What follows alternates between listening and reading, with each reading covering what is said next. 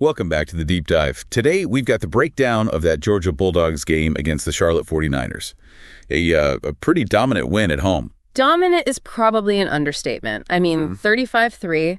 But our mission today isn't just to talk about the score. Right. It's to dig into what that game really tells us. This was Georgia's 10th win, sure, but you have to see it as the final dress rehearsal before things get serious. I totally agree. And that disparity is the hook, right? Yeah.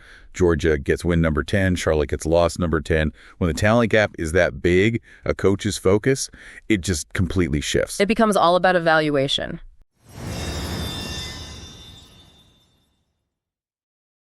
Who on the bench can actually play? What signals are you sending for that final playoff push? Exactly. So before we get to the breakout guys, let's just set the stage on how absolute this win really was, because they took control from the jump. Yeah, let's start with just pure field control. Georgia outgained Charlotte 449 yards to 169. Wow. But here's the stat that really tells the story for me. First downs. Georgia had 30.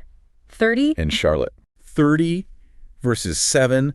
That's not just winning. That's running a clinic. You're not even letting the other team get a rhythm. Not at all. And the source material shows it was over early. The lead was already 28-3 by halftime. It was never a contest. So how did they do it so fast? Yeah. The key early was the run game, right? Nate Frazier. All Nate Frazier. Yeah. He punched in the first 2 touchdowns, a little 2-yard run, then a 7-yarder, all in the first quarter. But what's interesting to me are the plays that set him up.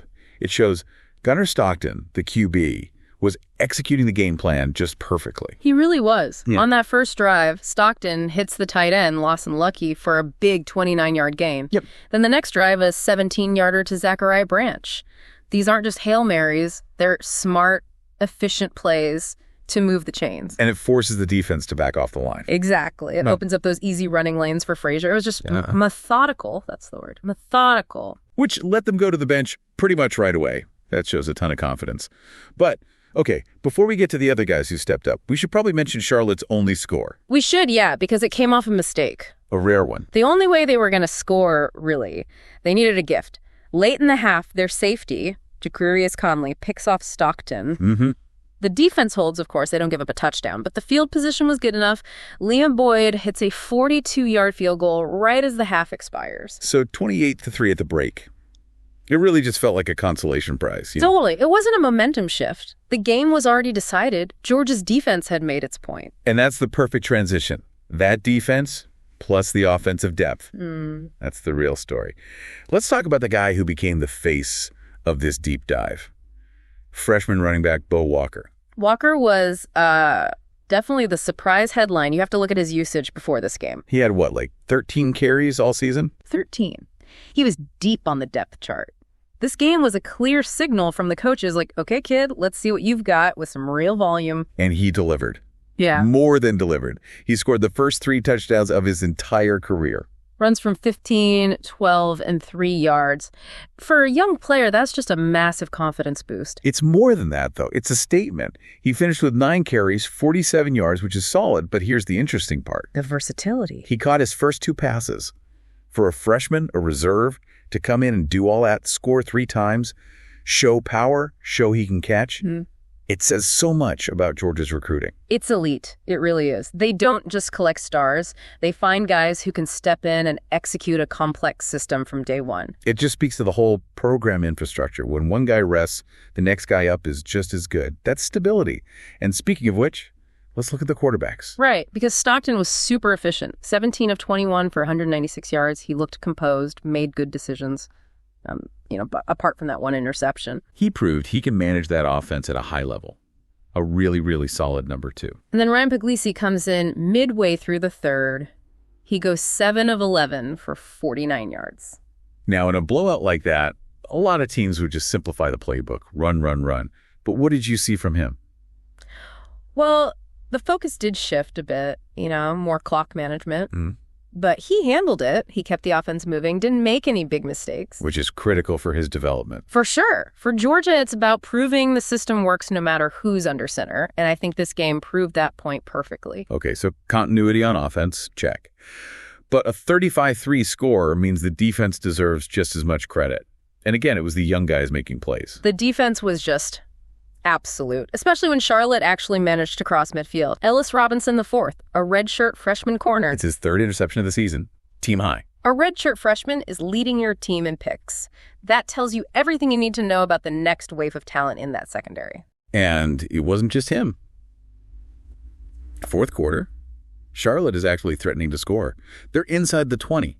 And who makes the play? Another freshman, safety Daniel Okonkwo. Pulls down his first career interception in the end zone. Just completely kills their last real drive. When you see freshmen making those kinds of drive-killing plays, Walker on offense, Robinson and Okonkwo on defense, it points to something really special about the program's foundation. It's one thing to recruit talent. It's another thing to teach them situational football this early. That discipline is what builds a dynasty. And that leads us right to the bigger picture. This was their 10th win, which under Kirby Smart has become almost routine. It's his 8th time hitting double-digit wins in 10 seasons. Think about that. In today's college football, with the portal, with all the chaos, that kind of consistency is just, it's almost unheard of. It really is. And it's a testament to the culture built by this year's senior class. I mean, their record is just insane. 49-5 overall. And at home, on Dooley Field, 25-1. Unbelievable. This is the group that defined the modern Georgia dynasty. They set the standard. And that standard has put them right where they want to be, in the conversation to host a college football playoff game. The announcement for that is December 7th. So they have one more big test, one final chance to make their case. And it's a huge one. The regular season finale against number 16 Georgia Tech. In Atlanta, a ranked rival. Georgia's won the last 7, but you can never, ever sleep on that rivalry. We've seen some wild games over the years. And that's the key thing to analyze here. The raw emotion of a rivalry game. They can sometimes just cancel out a talent advantage. Right. Georgia Tech is going to play with a fire that Charlotte just didn't have. It's not about stats at that point. It's about handling pressure. So when we boil this all down, what did we really learn from this 35-3 game? For me, it's confirmation. Confirmation that the program's depth is exceptional. We saw it with Bo Walker's 3 touchdowns, with the young defensive backs. And it's all built on that foundation of coaching consistency. Kirby Smart hitting that 10-win mark again. It's a machine. We saw guys who are 3rd or 4th on the depth chart play at a level that, I mean, they could start almost anywhere else. That's the definition of a championship roster. Mm-hmm. So here's the final thought we want to leave you with. Okay. We just saw this incredible depth on full display. The next generation is clearly ready. But will that sheer volume of talent be enough for a comfortable statement win against a tough, ranked rival like Georgia Tech? Or does the intensity of a classic like that just drag everything into a dogfight no matter how good you are on paper? That's the real question as they head into this finale. And as we all wait for that playoff announcement on December 7th. Until the next deep dive, keep connecting those dots.